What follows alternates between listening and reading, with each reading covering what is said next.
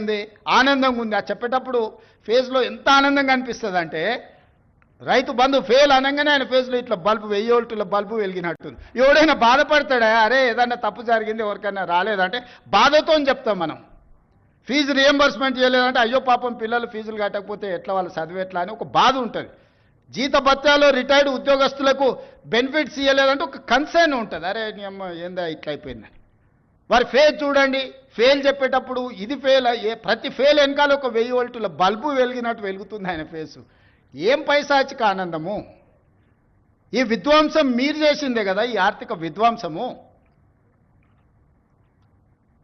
3 లక్షల కోట్ల బడ్జెట్ పెట్టాడు. మరి నువ్వెట్లా ఇవన్నీ హామీలు ఇచ్చినావు అని ఒక ఆయన అడిగాడు. 3 లక్షల కోట్ల అప్పు ఉంది, ప్రతి సంవత్సరం 3 లక్షల కోట్ల ఆదాయం ఉందని బడ్జెట్ పెట్టాడు. 3 లక్షల కోట్ల అప్పు ఉండి 3 లక్షల కోట్ల ఆదాయం ఉంటే ఓసి ఇదెంత సంసారం చక్కదిద్దొచ్చని నేను అనుకున్నాను. తీరా చూస్తే 3 లక్షల కోట్ల ఆదాయం లేదు, ఆదాయం 2 లక్షల కోట్లు ఉంది, అప్పేమో 8 లక్షల కోట్లు ఉంది. ఇక చెప్పురు మీరు అందరు కూడా చదువుకున్న వాళ్ళు ఐఏఎస్లు ఐపీఎస్లు అయినరు అంటే మీరు కూడా లైఫ్ టైం కష్టపడి మీరు ఎన్నో ఎగ్జామ్స్ రాసి ఇక్కడికి వచ్చిండ్రు. పోలీస్ ఎస్ఐ కావాలంటే కూడా ఎంత చదవాలను నాకు తెలుసు. నాతో చదువుకున్న వాళ్ళు చాలామంది ఎస్ఐలో కానిస్టేబుల్ కూడా అయిన వాళ్ళు అందరు కష్టపడి చదువుకున్న వాళ్ళు నాకు తెలుసు. ఈ పరిస్థితిలో రాష్ట్రం ఉంది. దయచేసి ఉద్యోగ సంఘాల నాయకులకు నేను విజ్ఞప్తి చేస్తున్నా, సమరం కాదు ఇప్పుడు కావాల్సింది, సమయస్ఫూర్తి కావాలి. రాష్ట్రాన్ని ముందుకు నడిపించాలంటే చిత్తశుద్ధి కావాలి, పట్టుదల కావాలి, కష్టం కావాలి. మన రక్తాన్ని చెమటగా మార్చి మనల్ని నమ్ముకున్న 98% ప్రజలకు సేవలు అందించాలి.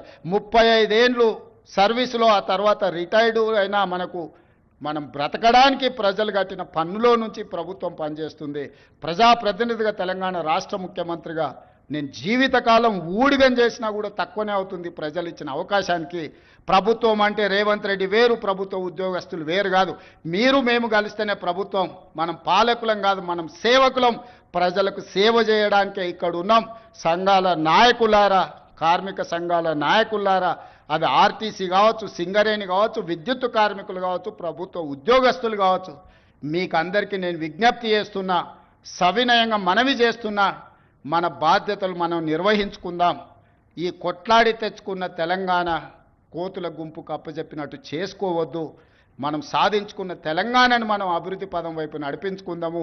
ప్రపంచానికే ఆదర్శంగా నెంబర్ 1గా నిలబడేటట్టు చేద్దాం.